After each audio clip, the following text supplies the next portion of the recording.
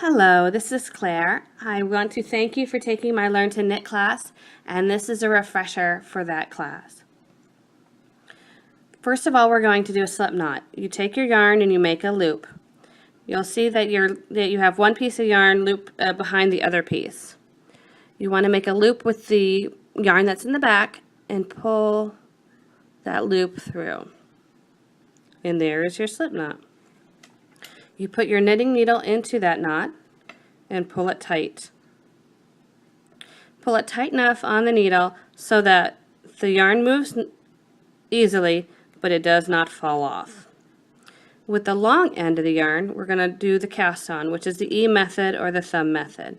What you're going to do is you wrap your yarn around the outside of your thumb, poke your needle in, pull it through and off.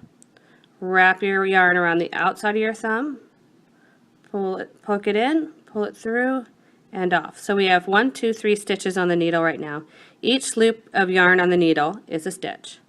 Wrap your yarn around the outside of your thumb, poke it through and pop it off. Wrap the yarn around the outside of your thumb, pull it through, pop it off and tight. So you want the stitches tight enough on the needle that they move freely but they don't fall off, and that is your cast on. We have 5 stitches cast on. Now we're going to review how to knit. You have 2 needles. You're going to put both needles into the stitch. There'll be one in front and one in back. You want to wrap your yarn around the back needle, then pull it through the hole and then pop it off.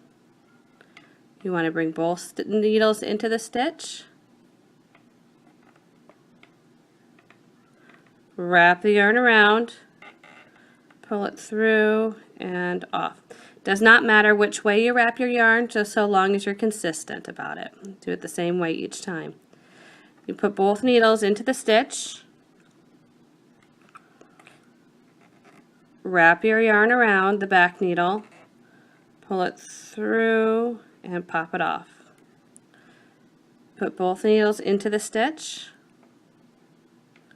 Remember, the cast on row is always the hardest one because it's tighter. Next row will be much easier. Wrap it around, pull it through and pop it off. And then our last stitch is our slip knot. Treat it just like a normal stitch. Put both your needles into the stitch, wrap your yarn around, pull it through and pop it off. And there you go. There's your first row of knitting. We'll do another row. This one will be easier because you already have your foundation made. Your cast on is done in your foundation row, your first row. So you're going to bring both needles into the same stitch, wrap your yarn around, pull it through and pop it off. Put both needles into the stitch, wrap your yarn around, pull it through and pop it off. Now if you have tension problems, if your stitches are too loose, try to tug it after you're done with the stitch. At this point right here, you would tug it to make your stitches a little tighter. If your stitches are too tight, don't tug at all. Just leave them alone, and then with practice it'll get better. And then here's our last stitch. Put both needles in the stitch, wrap your yarn around, pull it through and pop it off. And there you go. You got 2 rows of knitting done. If you would like to know how to purl and to review how to purl if we did that in your class, let me show you really quick. Your yarn will be hanging in front. You come in from the side so that both needles are in the stitch. You wrap your yarn around the top. This one, it is important about how you wrap. And you pull it back through and off. You come in from the side. You wrap the yarn around the top of the needle, pull it through and off. Come in from the side, wrap your yarn around the top of the needle, pull it through and off.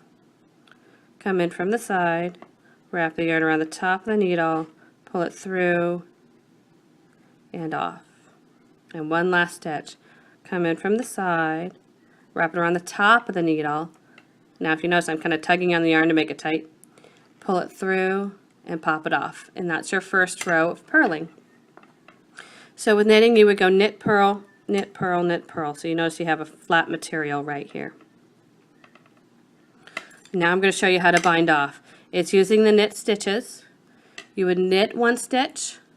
Remember, you're coming in both needles into the stitch. Wrap your yarn around, pull it through, and pop it off. And do another one, both needles in the stitch. Wrap the yarn around, pull it through, and pop it off. So you have 2 stitches on your needle. What you're going to do is you're going to hook this stitch over and off the needle. So there's only one left. It's kind of like a leapfrog. So hook it, pull it over and off. You would do the bind off when you're done with your project or your piece. So you knit another stitch. You pull the first one over and off. Let's do that one more time.